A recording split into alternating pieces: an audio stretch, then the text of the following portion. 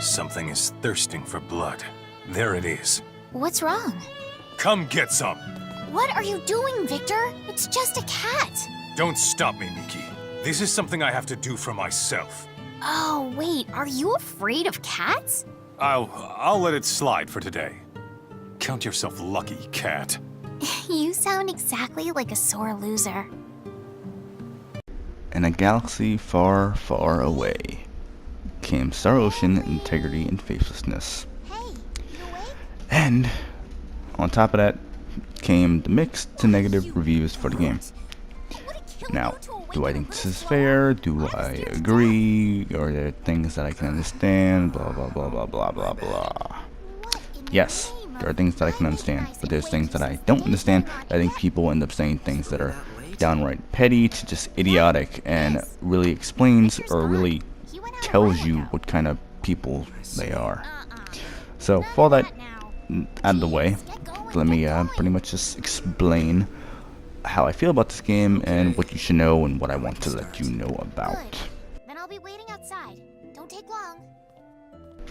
Okay, so let's get on to the story real quick, and not to really spoil much things and not to really give away certain things that happen in the beginning, even though they aren't entirely that important because, you know, they're in the beginning. And just to give you an idea, don't expect a amazing start to the game, but things definitely pick up quicker in comparison to the other games I've played, even though I only played to the end of the time and Last Hope. You are not boggled down by a very long tutorial section or even a long introduction section.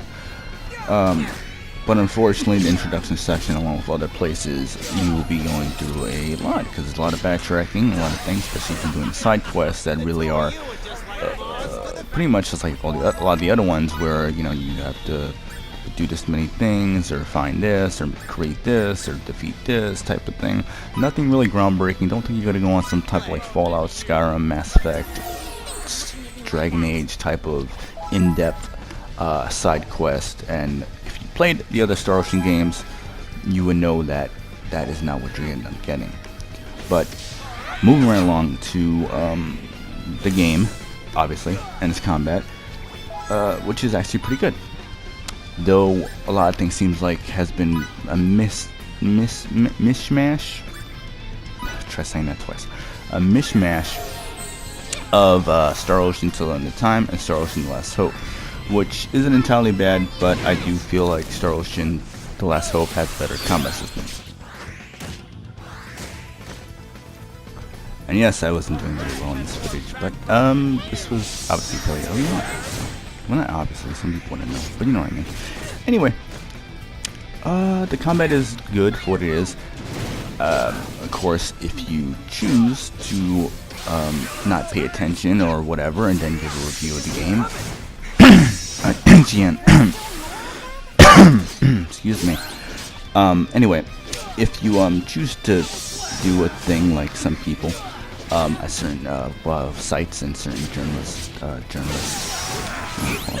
Anyway, if you want to do things like that, where you ignore skills and roles and also equipment that you end up equipping to your characters, which are all placed pretty much differently from each other, some exceptions to others, and also you can do things differently, such as Fidel and what's his name? Victor. There you go, Victor. Because you have 7 characters within your party. There is Fidel, Victor, Miki, Fiore, Anne, Emerson, and Rilia. So I was able to remember the names better there. So anyway, so those 2 characters, Fidel and Victor, could have some similar moves that they can end up using, but for the most part, they do pretty much fight the same. But then you also have Fiore and Miki, which also, if you choose to, they can end up being like healers, people who can learn how to heal, revive the characters, or even cure other ailments such as poison and things like that. But of course, it's entirely up to you. And then there's also this thing over here, which is pretty much like your special move kind of a thing, but you have to fill up the at least one of the meter, which is on the right side of your screen, very similar to Star Ocean 4, at least as far as I can remember, but not exactly in that sense. So, which is pretty cool. So let's get on to something that's pretty important, and that is how you equip your characters, your party members, with certain items that give you certain boosts and things like that. Or you want to make sure you have a good set of armor that increases certain stats and whatnot, and makes things a bit easier and better for you, and not having to do the same thing over and over again. And also with the weapons, and also with the roles and skills. The roles and skills are important because you want to make sure they fit your character. Speaking of characters, there are of course villains, baddies, antagonists, such as the guy you were seeing there. And then you also have your main villain, who I'm not going to say the name or really much information about the guy because for those who may have not played the game, just quick opinion on the main villain. He was cool. He looked cool. He did a lot of bad guy type of dick moves type of stuff, if you will. But other than that, he wasn't really that great of a villain in my opinion, but some people might think differently. And now here's the story and some of the characters, which I thought was pretty cool and was pretty You think so? good. I shouldn't have said anything. And in all honesty, the characters are actually good, a lot better than the last Star Ocean game, and much better than a lot of people give them credit for. They are not one-dimensional, they are not boring, they are not, stale or anything like that. Quickly, since the footage came up, the graphics are pretty good. I liked it. I thought it looked really good. The art style, again, looks really good. I like it a lot. The lighting is pretty good, though some areas not so great and whatnot, but whatever. But again, the character design and all the characters, really of course the main characters and the villains and things like that, even the enemy designs are pretty cool. Though unfortunately you do run into a lot of the same enemies and of course a lot of the same locations. Another thing quickly to bring up is the music, which is a great thing about the game, of course. And if you got the Day 1 edition, you are able to change the music from Valkyrie Profile 1 or Valkyrie Profile 2. And also, of course, you got like little starting up like items and things like that, which is nice. But I really cared more for the game, the music and things like that. So, and if you get the collector's edition, you pretty much get all the music from the Star Ocean games. Well, the battle music, that is. And battle music does change depending on certain things, whether if you're on certain quests or even certain areas and things like that. And of course, boss battles and the secret dungeons, you end up getting extra cool, good stuff, pretty much, to say the least. Or perhaps even metaphysical phenomenon that causes this chromatic intermingling? Miki! Anne doesn't even know about colors bleeding in the wash! Can you teach her how to wash clothes?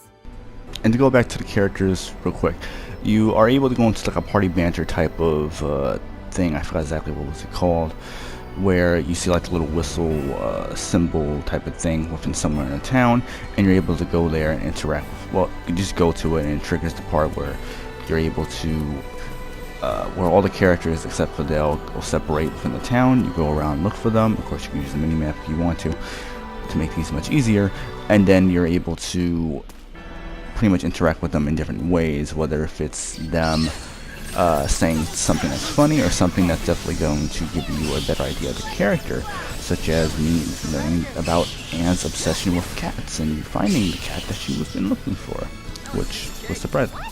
And also Emerson's love for alcohol and women, or Anne's obsession with time, being late for a number of seconds or point seconds. Or even Mickey's love for eating and trying all these different type of foods, especially sweets, and also things like that, basically. Or even Relia's numerous questions about things that really Fidel doesn't really have much of the answers for, because who does? So I think people who end up complaining about the characters being bland or anything like that, I think it's completely unfair, and I think knowing some people would probably definitely go out their way to learn more about other characters and other game series or things like that. I think it's definitely unfair for this game, especially with other games and other series, especially in BioWare games, for example, where you learn about other characters and things like that, and better connection with the character by doing these things optionally.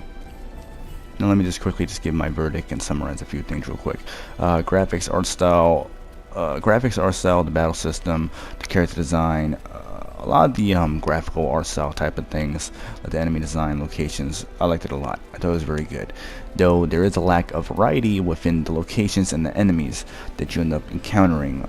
I do know that this game does not have a big budget as comparison to the last Star Ocean game. I don't know about the Till the End of Time. I don't know about that one. So I think that is a reason for a lot of the shortcomings that are in the game. So I think that's something people should definitely keep in mind, though I don't expect people to go around and doing a whole bunch of research for something like that when, you know, they don't have to.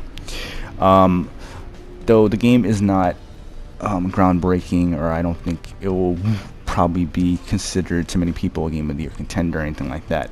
It is still a good game. My recommendation is, if you're still on the fence about it in any way, definitely avoid the mainstream reviews and look for other people, more independent type of people, giving their real analysis and thoughts on it, instead of looking for a 2-minute to 4-minute review for a game that's going to take you around over 20 hours, or about 20 hours, with a lot of things going on. So that's my that's my review for the whole game.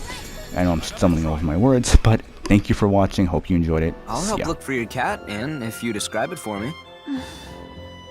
It's cute. Perhaps you could give me a few more details? It's cute all over. Yeah, not helpful. Good luck with that.